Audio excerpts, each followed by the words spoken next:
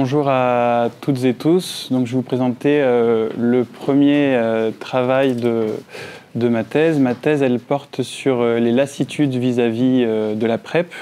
Et donc, cette analyse, c'est un peu l'analyse introductive de mon travail. Et donc, elle se base sur l'étude ERAS 2023, enquête rapport au sexe de Santé publique France. Donc, tout d'abord, un peu de contexte. Donc, la prophylaxie pré-exposition, ou PrEP, c'est un traitement préventif contre le VIH dont l'efficacité a été démontrée lors d'essais cliniques en 2010 aux États-Unis, l'essai IPREX pour les hommes ayant des rapports sexuels avec des hommes, et ensuite d'autres essais cliniques de grande envergure comme PROUD au Royaume-Uni ou NRS Hypergay, où le système était impliqué sur le volet comportemental, ont démontré l'efficacité. La spécificité de l'essai NRS Hypergay, c'est qu'il a démontré un nouveau schéma de prise de PrEP. Jusqu'alors, la PrEP était uniquement prise quotidiennement, un comprimé quotidien, alors qu'NRS Hypergay a montré une autre efficacité autour des prises de risque, donc la PrEP événementielle. Donc dès 2012, la PrEP avait été validée par l'OMS et l'efficacité de la PrEP dans la lutte contre le VIH, elle sera vraiment efficace que si elle est distribuée à large échelle et qu'elle est utilisée correctement. Donc en 2021, l'OMS recensait 1,6 million d'utilisateurs de PrEP, avec de plus en plus de pays qui incluaient la PrEP dans leur stratégie de prévention contre le VIH, mais encore de nombreuses populations qui n'étaient pas touchées. Et l'autre sujet d'importance, ce sont les arrêts et les interruptions de PrEP, qu'on appelle PrEP discontinuation dans la littérature anglophone. Et une méta-analyse de 2022 montrait qu'à 6 mois, 43,3% des utilisateurs de PrEP étaient en situation de discontinuation. Et ces arrêts et ces interruptions, ils peuvent amener à des contaminations si l'évaluation du risque elle est incorrecte ou si les personnes ne migrent pas vers un autre moyen de protection lorsqu'ils arrêtent la PrEP. Ce phénomène de PrEP discontinuation, il est largement étudié à l'international avec de nombreux facteurs qui sont associés à la discontinuation. Donc, au niveau individuel, ce sont surtout les jeunes et les femmes qui ont des probabilités plus fortes d'arrêter. Au niveau social, ça va être les personnes qui montrent des signes de déprivation sociale, donc faible revenu, appartenance à des communautés stigmatisées. Au niveau psychocomportemental, ça va être plutôt la mauvaise perception du risque, la peur des effets secondaires ou de la stigmatisation liée à la PrEP, mais également une certaine médicalisation de la sexualité ou la lassitude d'utiliser une substance chimique sur le long terme. Et enfin, au niveau structurel, ça va être plutôt l'éloignement de la structure de soins, notamment en Afrique subsaharienne, la complexité du système de soins ou les longues listes d'attente. La littérature, elle a malgré tout quelques faiblesses. La plupart des études sur la PrEP, c'est des études de cohorte avec des échantillons assez faibles et où l'arrêt de la PrEP est vu comme la perte de suivi clinique, alors que si la PrEP est disponible autre part que dans la cohorte, la perte de suivi clinique n'est pas forcément un arrêt de PrEP. La plupart des études prennent l'arrêt de PrEP comme quelque chose d'unidimensionnel, alors qu'il peut y avoir différentes raisons d'arrêt de PrEP, et donc il y a une perte d'information. Et le temps passé sous PrEP, il est non étudié comme un facteur intrinsèque. Et moi, l'une des hypothèses de ma thèse, c'est qu'il y a une lassitude vis-à-vis de la PrEP. Le fait de prendre un traitement préventif sur le long terme va amener une lassitude. Et la plupart des études ne regardent pas le temps passé sous PrEP comme un facteur. Et enfin, il y a très peu d'études en France. Les deux qui ont été publiées, c'est juste avant l'été 2024, en région parisienne et en Picardie pour Nina Garofoli, et au niveau du Cégide de Tours pour Clément Leroux. Donc l'objectif de cette analyse, c'est vraiment d'analyser les durées entre la première prescription et l'arrêt de PrEP et la présence d'une éventuelle lassitude selon les différentes raisons d'arrêt de PrEP. Et je me suis basé pour cela sur l'enquête rapport au sexe 2023 de Santé publique France qui vise les hommes ayant des rapports sexuels avec des hommes et qui les recrute via des bannières sur les réseaux sociaux, des applications de rencontres ou des sites de rencontres gays. C'est une enquête assez large avec 23 502 répondants pour l'édition de 2023. Et première donnée intéressante, sur les 23 502 répondants, 18 331 n'ont jamais pris la PrEP, ce qui est quand même assez élevé compte tenu de la population visée. Et encore plus intéressant, 3 578 qui ne savent pas ce qu'est la PrEP, alors que c'est une enquête qui vise spécifiquement les hommes ayant des rapports sexuels avec des hommes. Donc ça montre qu'il y a un travail de sensibilisation à faire. Dans notre analyse, on a retenu donc évidemment les personnes qui ont déjà pris la PrEP, les hommes ayant des rapports sexuels avec des hommes gays ou bi qui résident en France. Et ensuite, on a classifié pour ces personnes-là les raisons d'arrêt de PrEP, je vais vous en parler un peu plus tard. Et 36 n'ont pas pu être classifiées, donc ça nous donne un échantillon de 4 819 personnes pour l'analyse. L'outcome, ça a été la durée de PrEP. Donc, pour les personnes qui ont arrêté la PrEP, c'était à partir de la date d'arrêt moins la date de première prescription. Et pour les personnes toujours sous PrEP, on a fait une censure à la date du questionnaire moins la date de première prescription de PrEP. Les variables indépendantes qui ont été testées, elles étaient de différents ordres. Donc, les variables sociodémographiques classiques, âge, lieu de naissance, situation professionnelle, situation financière, couverture maladie et orientation sexuelle. Au niveau géoépidémiologique, on a voulu regarder un effet de la ruralité. Donc pour la taille de la municipalité, on a pris moins de 20 000 habitants et plus de 20 000 habitants. Et on a regardé les régions épidémiologiques de résidence. On avait trop de régions pour voir un effet de région, mais on a regardé les incidences du VIH en 2023 et on a classifié les régions en fonction des incidences du VIH à partir des données de Santé publique France. Et enfin, on a testé de nombreuses variables socio-comportementales et je vais en revenir sur quelques-unes sur la construction. On a regardé donc la première prescription de PrEP et on a mis 4 modalités. Donc, dans la première modalité, structure de santé sexuelle, il y avait les associations, les CEGID et centres de santé sexuelle. Et ensuite, on a mis médecin généraliste, hôpital avant 2021 et hôpital après 2021. Donc, pourquoi cette séparation en 2021 ? Car en 2021, la HAS a validé la prescription de PrEP en médecine de ville, ce qui a grandement facilité l'accès à la PrEP.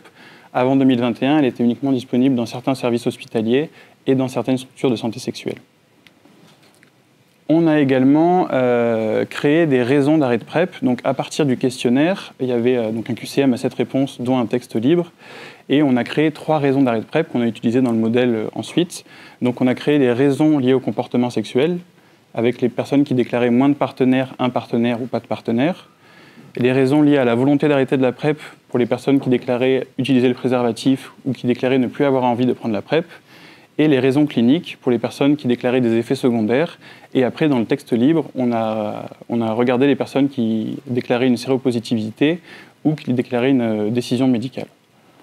Pour les besoins de l'analyse, ces catégories, elles étaient mutuellement excluantes, c'est-à-dire que les raisons cliniques prédominaient sur les volontés d'arrêt de la PrEP et les comportements sexuels, et la volonté d'arrêt de la PrEP, elle prédominait sur les comportements sexuels. Au niveau des analyses, donc on a fait ça en 2 étapes. Tout d'abord, des analyses descriptives assez classiques de l'échantillon en fonction de l'arrêt ou non de la PrEP. Et ensuite, on a calculé les durées médianes de PrEP pour les personnes ayant arrêté la PrEP avec la méthode de Kaplan-Meier. Ensuite, on a mis en place une analyse de survie, donc avec un modèle paramétrique avec fonction Weibull à risque compétitif. Donc le modèle paramétrique avec fonction Weibull, c'est un modèle qui est utilisé pour étudier l'usure des matériaux au départ. Et il est également assez utilisé en économie du travail. Et dans notre cas, le fait de spécifier une fonction Weibull, ça donne une dépendance de la durée. Ce terme un peu barbare, ça veut dire que ça nous a permis de regarder comment le temps passé sous PrEP, il influe sur la probabilité d'arrêter la PrEP. Donc de regarder s'il y a une lassitude ou au contraire une routinisation, une expérience de l'outil. Et les risques compétitifs, ça fait écho à une autre limite dont j'ai parlé avant. La plupart des études, elles regardent l'arrêt de PrEP comme un phénomène unidimensionnel, alors que là, on a spécifié 3 risques compétitifs qui sont les 3 raisons d'arrêt de PrEP. Et donc, on arrête la PrEP, pas seulement, c'est pas un simple arrêt, c'est on arrête la PrEP pour une de ces 3 raisons. Et donc, c'est ces 3 raisons-là qui sont les risques compétitifs. Au niveau des caractéristiques de l'échantillon, donc ceux qui ont arrêté la PrEP étaient plus jeunes, plus ruraux. Ils déclaraient plus de port du préservatif au dernier rapport sexuel. Ils étaient moins en emploi, moins à l'aise financièrement, moins issus des zones de forte incidence du VIH, moins connectés à la communauté gay, et ils déclaraient moins de partenaires sexuels. Donc ce n'est que du descriptif, mais c'est assez en lien avec ce qu'on trouve dans la littérature sur les arrêts de PrEP. Au niveau des durées médianes de survie, on a regardé donc ça pour les différentes variables et principalement pour la variable raison d'arrêt de PrEP. Donc là, c'est uniquement pour les personnes qui ont arrêté. C'était à visée descriptif et ça nous montre que, en fonction des différentes raisons d'arrêt, les courbes de survie ne sont pas les mêmes. On voit que pour les changements de comportement sexuel, la courbe de survie, la survie elle est plus importante, c'est-à-dire qu'il y a moins de probabilité d'arrêter. Et donc, ça nous montrait que cette technique avec risque compétitif, elle était pertinente pour la suite des analyses. Donc là, je vous montre un gros tableau barbare, mais on va prendre le temps d'y réfléchir tous ensemble, avec donc, les principaux résultats. Donc, tout d'abord, quelques clés de lecture. Dans les modèles paramétriques avec fonction Weibull, on parle de acceleration factor ou facteur d'accélération. Et donc, ces acceleration factors, ils s'interprètent comme des hazard ratios, c'est-à-dire que lorsqu'ils sont inférieurs à 1, cela réduit la probabilité d'arrêter la PrEP, et lorsqu'ils sont supérieurs à 1, ça augmente la probabilité d'arrêter la PrEP. Les chiffres soulignés sont significatifs à 5%, et ceux en gras sont significatifs à 1%, et les différentes couleurs montrent ce qui est significatif en fonction des différentes raisons d'arrêt de PrEP. Donc, les participants plus âgés, davantage connectés avec la communauté gay. Donc, pour la connexion avec la communauté gay, on a regardé à la fois le fait de fréquenter les lieux de sociabilité gay et la vaccination Mpox. Les participants qui ont une première prescription PrEP dans une structure de santé ou dans un hôpital avant 2021, qui ont déclaré porter le préservatif au dernier rapport sexuel ou qui ont déclaré plus de partenaires, tous ces aspects-là étaient des facteurs qui diminuaient la probabilité d'arrêter la PrEP pour des raisons liées au comportement sexuel. Les plus jeunes et les plus vieux, et les habitants de régions avec faible incidence, avaient une probabilité plus forte d'arrêter la PrEP pour des raisons liées à leur volonté d'arrêter la PrEP. Donc là, on a regardé l'âge au carré. Donc l'âge au carré, c'est pour regarder s'il y a un effet quadratique, et ça permettait de montrer qu'à la fois les plus jeunes et les plus vieux étaient plus à risque de quitter la PrEP. Au contraire, les personnes qui étaient vaccinées contre le Mpox ou qui déclaraient plus de partenaires avaient moins de probabilité de quitter la PrEP pour des raisons liées à leur volonté d'arrêter la PrEP. Les personnes sans emploi, issues de milieu rural, qui avaient une première prescription PrEP dans un hôpital après 2021 ou qui déclaraient porter le préservatif au dernier rapport sexuel, avaient plus de chances d'arrêter la PrEP pour des raisons cliniques. Et au contraire, les personnes davantage connectées avec la communauté gay ou qui déclaraient plus de partenaires avaient moins de probabilité d'arrêter la PrEP pour des raisons cliniques. Donc on voit qu'en fonction des différentes raisons d'arrêt de la PrEP, on a des facteurs qui diffèrent, ce qui montre l'intérêt de cette technique, mais on voit aussi qu'il y a des choses qui restent pour les trois facteurs. Par exemple, la connexion avec la communauté gay ou le fait d'avoir plus de partenaires diminuera, quelle que soit la raison d'arrêt de la PrEP, la probabilité d'arrêter la PrEP. Enfin, en violet, donc, ces trois chiffres nous parlent de la dépendance de la durée, et donc on voit qu'elle est négative pour les trois raisons d'arrêt de la PrEP. Cela signifie que plus les participants ont passé du temps dans la PrEP, moins leur probabilité d'arrêter la PrEP, elle diminue. Donc il n'y a pas de lassitude comme je le postulais au départ, mais au contraire une expérience de l'outil, une routinisation, et vraiment pas de lassitude. Au niveau des grandes conclusions de cette étude, donc on a une durée médiane de PrEP qui est de 19 mois en France et qui est cohérente avec les études menées en France, donc les deux que j'ai présentées en intro et puis celle de Ray sur Prévenir. Et c'est supérieur à ce que l'on voit à l'international, où en général, la médiane de PrEP, elle est plutôt de 13 mois à l'international. Ça s'explique parce qu'en France, la PrEP, elle est totalement prise en charge par la sécurité sociale. Elle est disponible à la fois en continu et à la demande. Et il y a un accès simplifié à la PrEP. On peut avoir une prescription PrEP chez n'importe quel médecin généraliste, alors que dans de nombreux pays, c'est uniquement des médecins spécialistes qui peuvent la prescrire. La probabilité d'arrêter la PrEP, elle diminue avec le temps passé sous PrEP. Donc je le disais, pas de lassitude, plutôt une expérience de l'outil ou une routinisation. Et donc ça montre que la période d'initiation de PrEP est un enjeu particulier, où les personnes qui prennent la PrEP, elles doivent avoir un accompagnement particulier, puisque dès lors qu'on a passé cette période-là, on voit que plus ça fait temps qu'on est dans la PrEP, moins la probabilité d'arrêter est importante. Ça contraste avec la littérature, où dans la littérature, on voit qu'il y a une certaine lassitude, mais ce n'est pas très clair si la lassitude elle vient du suivi clinique associé à la PrEP ou de la prise du traitement en lui-même. En tout cas, au niveau méthodologique, ça montre que cette méthodologie-là, elle est importante puisqu'elle permet de prendre en compte ce phénomène de dépendance de la durée et que ça a fait un ajout d'informations pour les études de PrEP. Et la plupart des études de PrEP, elles étaient avec un modèle de Cox qui ne permet pas de spécifier cette dépendance de la durée. Et donc, c'est un apport méthodologique de cette étude. Les facteurs associés, comme je vous l'ai présenté juste avant, ils sont différents. Ça a permis d'isoler des profils peu touchés par la sensibilisation, les ruraux, les sans-emploi ou les personnes qui habitent dans les régions de faible incidence. Ça a permis aussi de montrer l'importance du lieu de première prescription. Et là encore, il y a un apport méthodologique. Ça montre que regarder les arrêts de PrEP avec risque compétitif, ça permet d'avoir des informations plus fines et plus nuancées. Il y a évidemment quelques limites à cette étude. Tout d'abord, le choix de privilégier les volontés d'arrêt de PrEP au changement de comportement sexuel, il est discutable. Et on a réalisé une analyse de sensibilité qui, en inversant ces deux décisions-là, qui a montré des résultats plutôt similaires. Donc c'était assez rassurant à ce niveau-là. Enfin, les 4 autres limites, elles viennent du caractère déclaratif et transversal du questionnaire. On a pris en compte la première prescription PrEP et on est parti de l'idée que les personnes, si elles prenaient la PrEP, elles la prenaient bien puisqu'on n'avait pas d'informations sur l'observance réelle.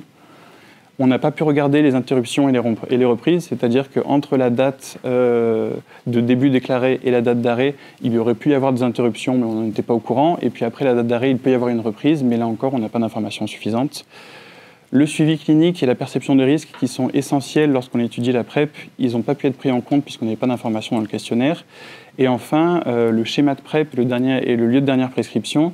La question, elle était posée dans le questionnaire, mais la manière dont était posée la question ne permettait pas de les avoir dans la régression, alors que ce sont deux éléments importants pour des analyses sur la PrEP. Donc cette étude, qui est la première de mon doctorat, elle permet d'avoir un échantillon assez important en vie réelle et de tester des méthodes qui ont des apports et d'avoir des hypothèses très importantes pour la suite de mon travail, mais de nombreuses limites, comme je viens de vous exposer, à cause du caractère déclaratif et transversal. Et donc cette analyse, c'était vraiment une analyse introductive de la suite de mon travail de thèse qui va se baser sur les données de la cohorte ANRS Prévenir, qui suit depuis 2017 de manière trimestrielle au départ, puis biannuelle désormais, des hommes ayant des rapports sexuels avec des hommes qui prennent la PrEP en Île-de-France, où on a des données cliniques et comportementales. Donc je vais pouvoir regarder l'observance, le schéma de prise de PrEP, etc. Mais c'est un échantillon plus restreint, plus homogène et qui est uniquement en Île-de-France. Donc cette analyse de HERA, ça me permet d'avoir une vision un peu plus large sur la France et d'avoir des hypothèses fortes pour la suite de mon travail. Voilà.